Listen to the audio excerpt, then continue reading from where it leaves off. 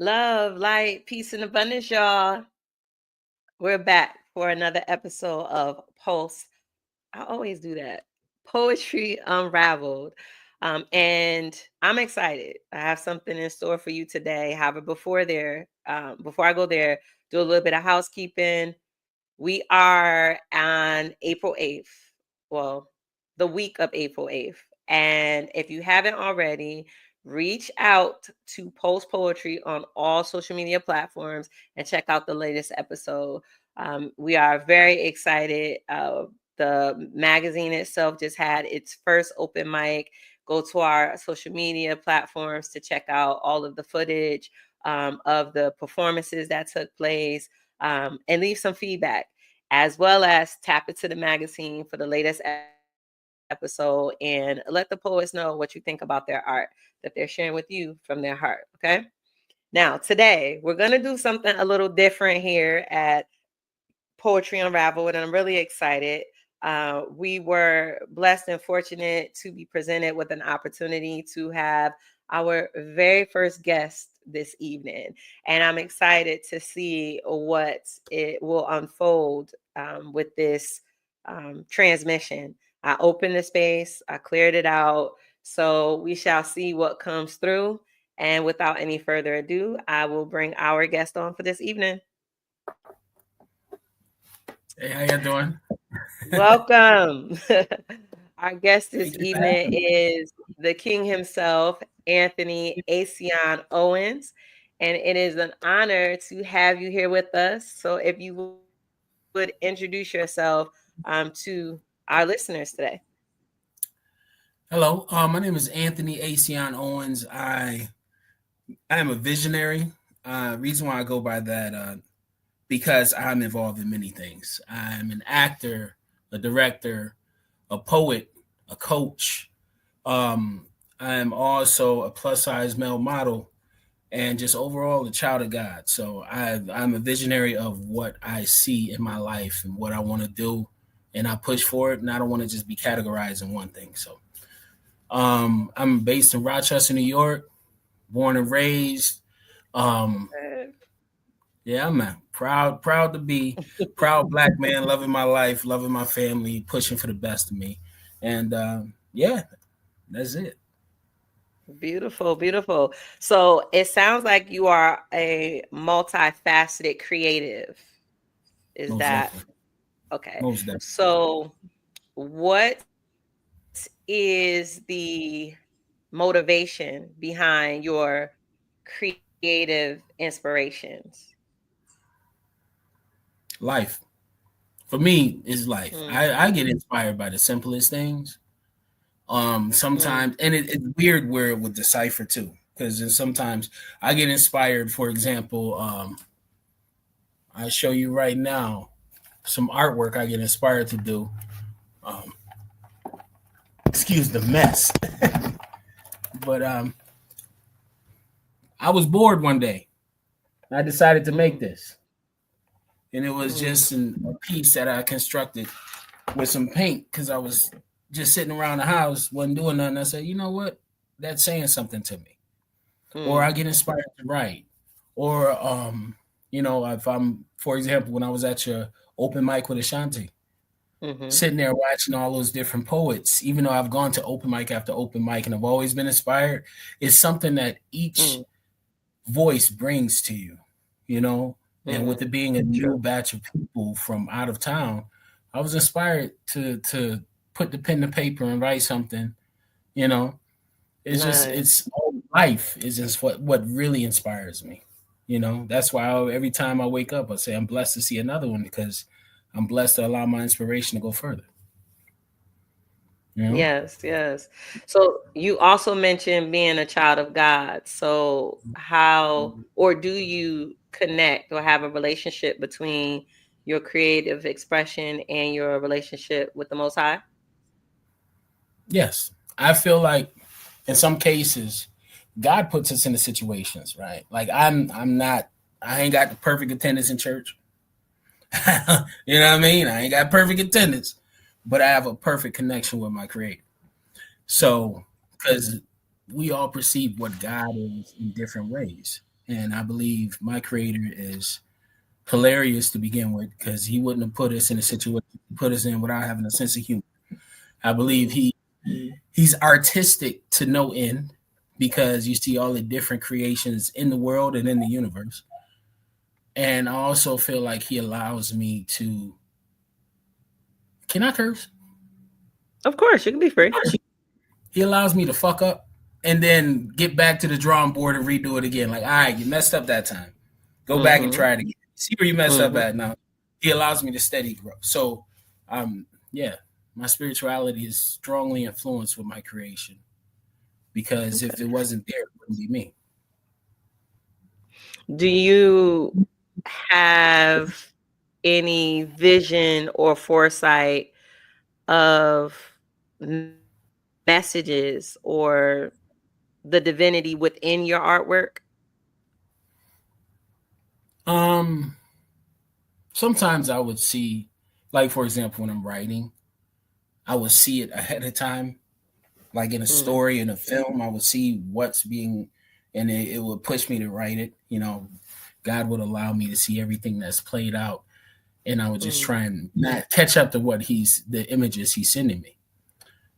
On other times, if it's really something deep within my heart, I would feel it. I would have to go through that pain mm, and that struggle and then write about it, i.e., mm. my divorce, my loss of family, just overall, and it's not, you can turn an ugly situation and make it into a beautiful one. You just Transmute have to it. use oh, yes, you can. Use those big Mm. words. I love them. Transmute it. You transmute that shit. But yeah, true.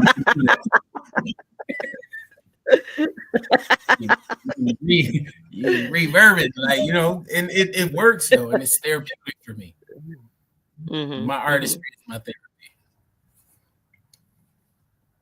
That's that. So one of the things that I've spoken about is the idea of how poetry can be utilized as a tool for healing, right?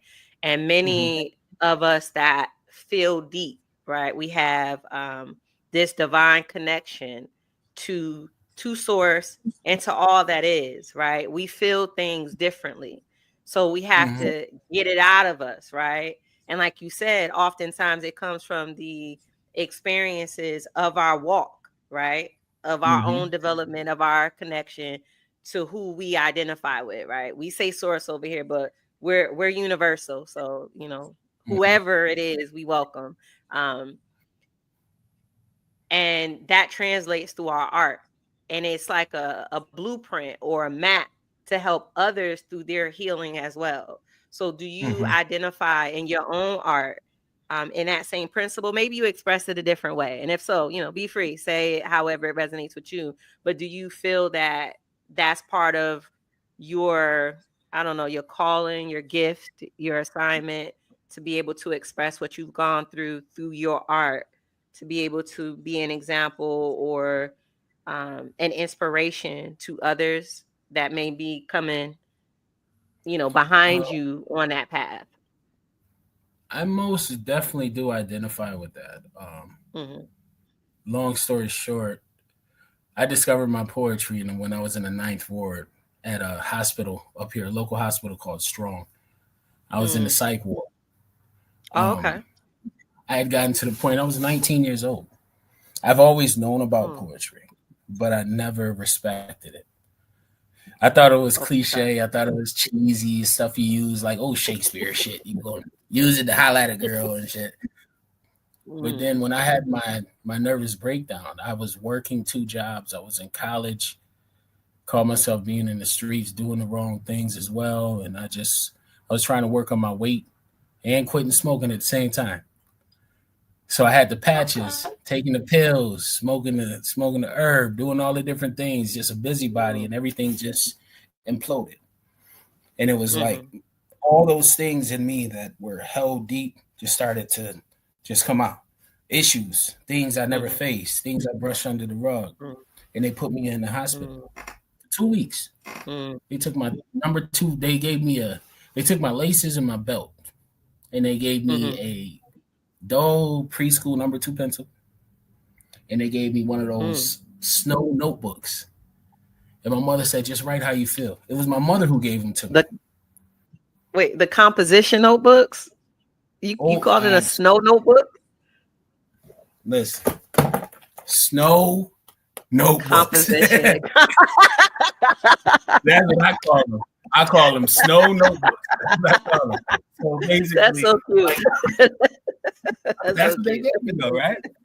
Right. And I was in there, and I just wrote, and that's where Aceyon was discovered, and I spoke about my pains and my struggles, and I Mm, developed my voice. And had it not been for that, I feel like I would not be here today because there was so many things that I was, I was coming to a fork in the road, and I had 5 different highway exits that I could go to, and it would have caused so many issues if I would have went in either way. But God guided me to the one that I mm, needed to go through. And with that helping me, I was able to develop my voice, to pursue my dreams, and also become a captain of a poetry slam team later on in life, to be able mm. to inspire. And then with that, through that avenue, I was able to coach teams with Brave New Voices. I was able to interact with artists throughout the country. I'm an international slam poet. You know what I'm saying? People Congratulations. thank you, thank you. Like I've gone to You're Jamaica to welcome. perform for people. You know what I'm saying? Like Mm, I've been blessed in many ways through developing my voice, through challenging these issues within me that I refuse to look at, and now I take them on full fledged. So yes, poetry saved my life, and yes, it can definitely help inspire others. And I hope that my struggles and my successes and my failures, which have been public, my successes, which have been public, and my struggles, which have been public, I hope it inspires others to do the same because honestly, you can't tell me shit. I love me. And I there know was a that's point right. when I did. I know that's right. There was a point when I couldn't. There was a point where I was afraid to love me. I love me. Shit. I'm a sexy fat motherfucker. I love me. I know that's right. But it took time to be able to do that, to embrace Right. me and love me for all my faults, all my praises. And believe me, it's not cockiness at all. I Hmm. try and remain humble as possible, but it is a self love that I had to develop because for Hmm. so many years it was shot down. You know what I'm saying? So Hmm. I hope it does inspire other people to feel the same way. Don't ever let somebody dim your light. God gave you that star for a reason. Let that shit shine. Hmm. Don't let anybody Hmm. take it away. So yeah, I hope it Right. does Nobody inspire. has the right or the power. No, nobody Exactly. can actually take it, but we can give it away or we can forfeit it, right? But nobody can ever Exactly. take because what's yours is yours, right? Right. Most So definitely. much of what you shared, so much just it so much came in. One of the ideas that I want to highlight is a lot of times, when we do this human walk, right? We have these Mm-hmm. different experiences that we think in its human form is like a bad thing, right? Like we think it's a bad thing, or it's like a negative thing, or it's embarrassing or shameful, or whatever adjective you want to put on it. But Mm-hmm. actually, it's exactly what was supposed to happen to get us to where we're supposed to go. And that's one of the principles that we speak about. So it's beautiful for, in this exchange that we're having to have a tangible example, so it's just not me sharing it, right? Like this is something that we really live when we pursue, like you said, loving yourself, right? I would say when you get to the point where you realize that you've lost contact with yourself, right? You get on this path to where it seems like everything has to fall apart in order for you to Mm-hmm. be able to decide what pieces are valuable to be utilized in the reconstruction of where you're going, right? Because everywhere you already been, it done served this purpose, right? It's Right. done, it's complete, it can go no further. So it gotta all Right. fall apart, and you go through the rubbish and you throw that away, you leave that's where that you pick this up and then you move forward. And then in the moving forward, that's where everything starts to make sense as to why the experiences were the way that they were, why I had to experience what I experienced, so that I can see the value in myself in sovereignty, right? Not what somebody else said, what somebody else think, what my mama said, what my daddy did. It's what I see and what I feel based on the divinity and the connection that I have to source. So that's what was coming in based upon what you said you experienced, right? Like I'm sure at Most 19 that definitely. had to be scary as hell, right? To be in Yeah, that position. especially for someone who was 19 who didn't have a voice. There are a lot of kids out here. Uh-huh.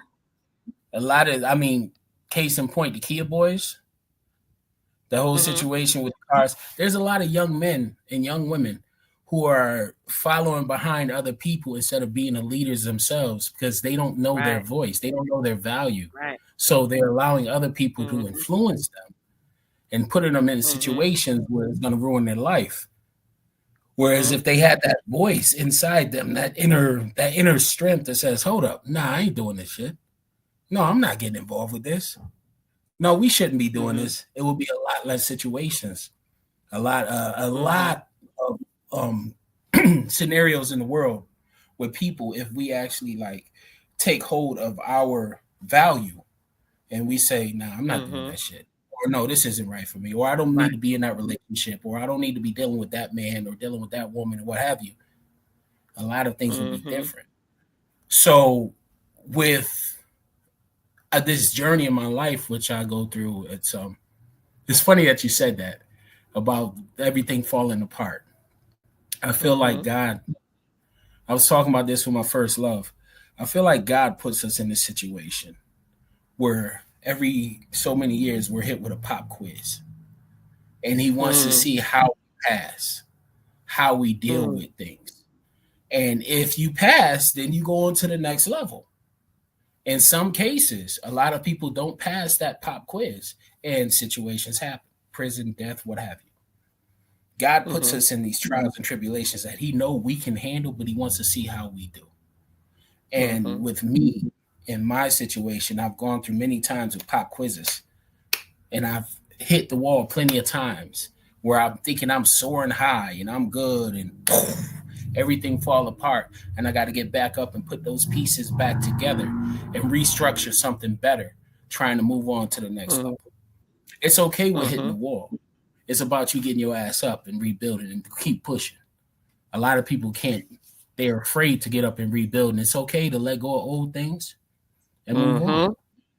Mm-hmm. You got to grow. That's a fact. That's a fact. So And I think another key to that. Oh, go ahead. Are you? no, I was going to show you something while you were talking.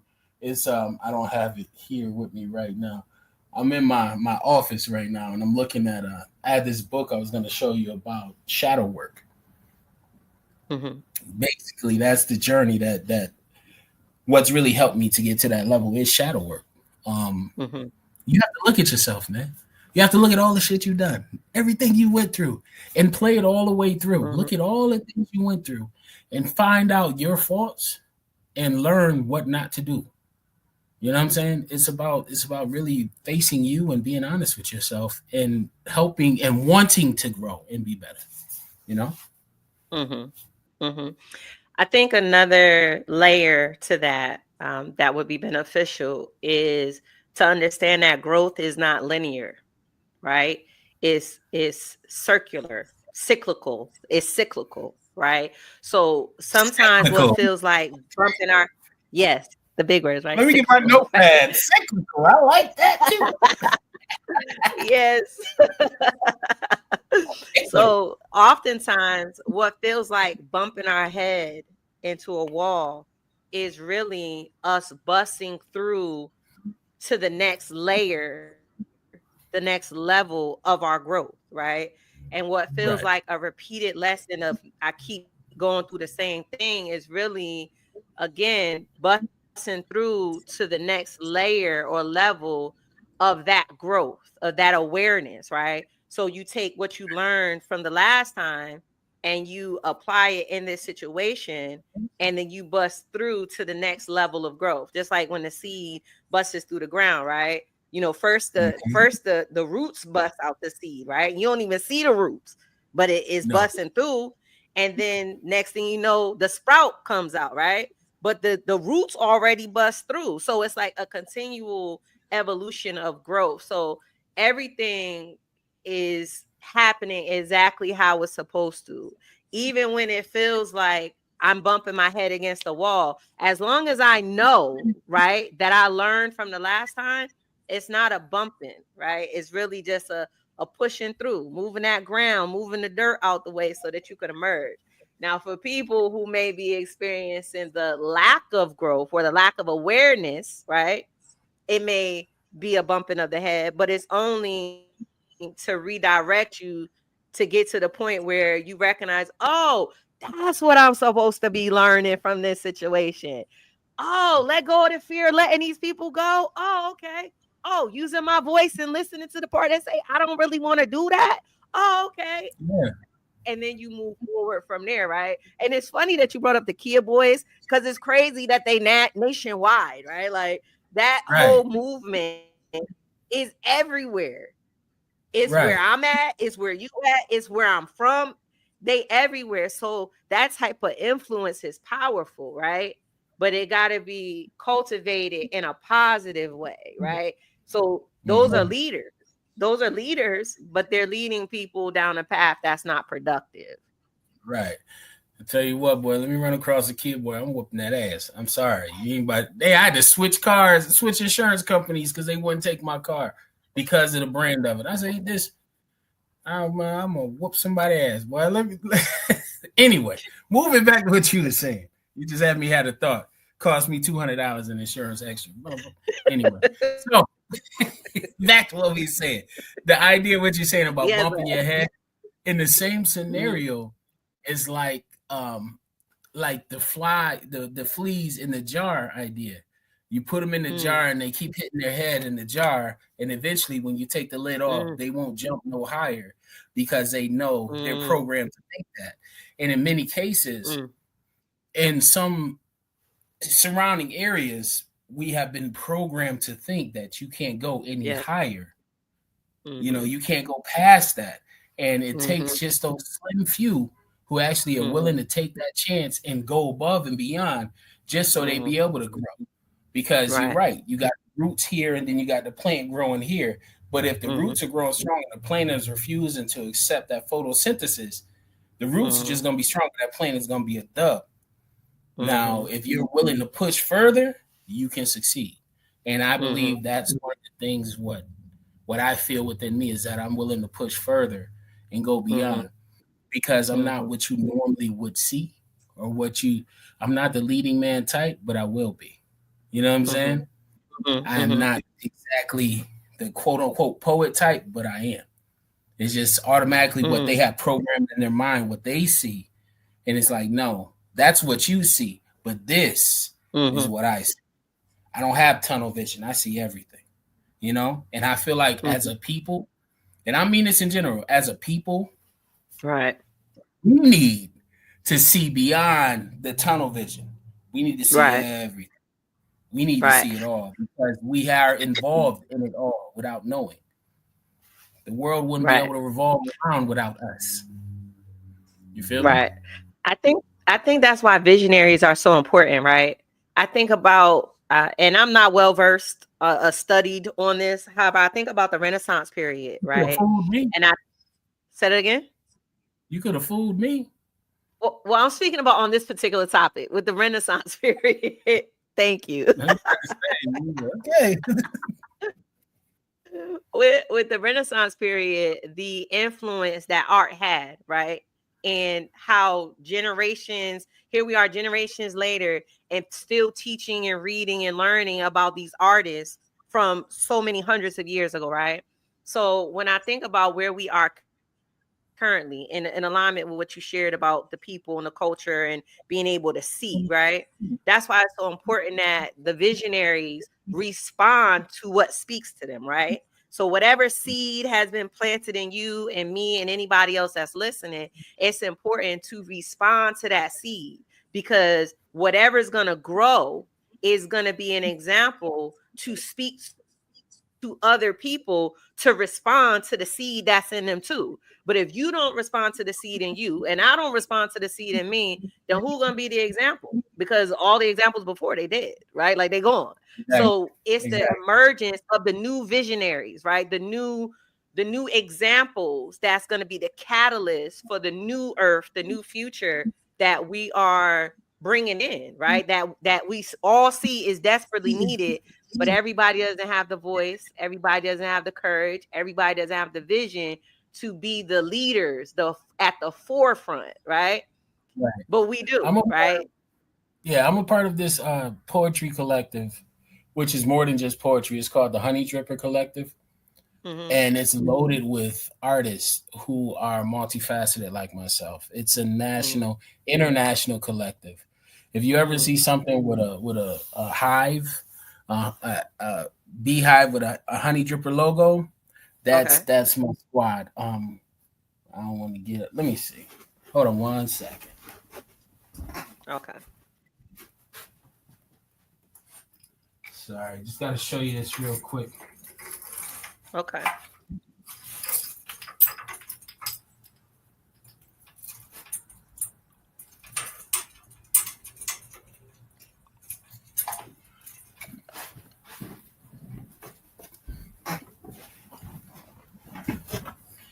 You see this logo?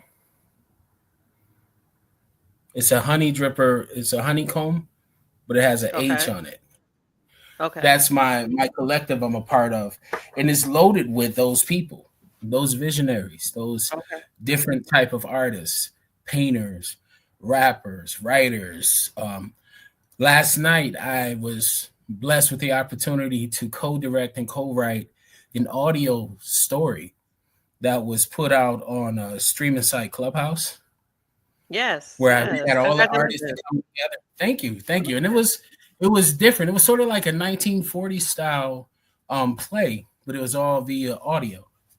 Okay. So Okay. I was, I've got my poets together in the Honey Drippers, and we put it out there. So there are people out there, and it's not, Okay. yes, you go ahead. So Sorry. on that note, no, you're fine. In respect to the time. So on that note, will you share with everyone who may be listening that's interested, multi-talented, multifaceted, where to get in contact, where to find out more about the Honey Drippers, and then share where people can find you to support you and your art, to learn more about what you're putting out into the world. Okay. You can reach out to the Honey Dripper Collective via Clubhouse. You can also reach out through me, Aceyon Owens, Aceyon Owens on Facebook, Aceyon on Instagram, TikTok. It's Aceyon Owens. I don't promote the other ones. And you can con you can contact my email aceonowens@gmail.com, but I would prefer you hit me up on the streaming services, on the social media platforms, and we can always build. The Honey Dripper Collective is, I'm a proud member of that. I'm also involved with many other things within the city, within the community of artistry, which is international. It's just, we Mhm. keep pushing, let's keep pushing for it. And Okay. we don't have time for the poem. I don't know, do we? No, we do. We- We're gonna go a Oh, little over time. I'm about to share that next with the collective. oh, So you gonna be normally, special for yeah, me? How? yeah. So normally we're at the point where I will share a poetic expression to conclude today's transmission. However, since we have a guest, we're gonna ask him to bless us with a poetic expression before we close out today's transmission. And it is my will that you received what was divinely placed here for you from source, and that you like, share, comment, leave your feedback, so that we know how it resonated with you today. So on that note, you have our attention, Aceyon. Awesome. Thank you for having me again.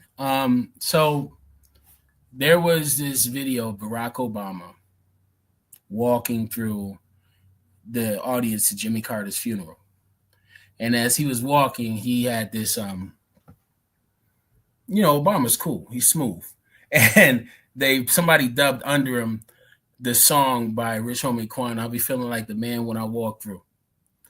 And then someone else commented on it and said, Maya Angelou's words, I come as one, but I stand as 10,000. And that poem, that whole line in the scenario just had me think of me as a person, as a man. So I wanted to write this real quick. So it's Maya's words mixed with Obama's walk, socially influenced, a reminder of my greatness. I come as one, but I stand as 10,000. Maya Angelou said that. And how convenient it be for a queen like she to give a king like me jewels to never forget my savagery. That alone speaks volumes when you think of it. Mother Angelou being a woman, a descendant of Eve, who came from Adam's rib, an ancestor of me, and we create a unity of God living in one image. And Eve having bitten the forbidden fruit, was able to know the difference between good and evil before Adam, so she hipped him the game. And now it feels like woman just did it again with hopes of repentance, of making sure that this man remembers his roots and knows that worth. Or me knowing my worth, that's more than just 3/5 of a man. So she was reminding me, don't be a partial thinker when it comes to the value of my life. Or how about the value of my life equates it to nothing if woman wasn't there to provide the unknown X to the question of why I was created under the cherry moon and crowned prince of a purple dynasty. Mindlessly taken for granted, she had to remind me that every drop of blood that pumps throughout my body carries the geological traits of greatness. So stop wasting it, spilling it aimlessly in the streets. Remember the plasma that matched yours once dripped from the head of a man during his crucifixion while he was pinned to the wooden cross. And it was the woods they saw as tens of thousands died trying to escape the terrors of slavery with bravery to make sure the days would see my black ass stand here today free. That's what I saw buried deep in the African soil of Maya Angelou's quote. I come as one, but I stand as 10,000. Respect the crown, for these thorns are priceless. Poem. Thank you. Appreciate That was a powerful conclusion to our Thank you. episode today. Never Thank you forget your for worth. being our guest today. Thank you for having me. Yes, Aceyon absolutely. Owens. Hit me up, Aceyon Owens, on Facebook, Aceyon Owens, Instagram, TikTok, all those good things. And thank you for having me, Queen Essence. Thank you again. Until the next time, y'all.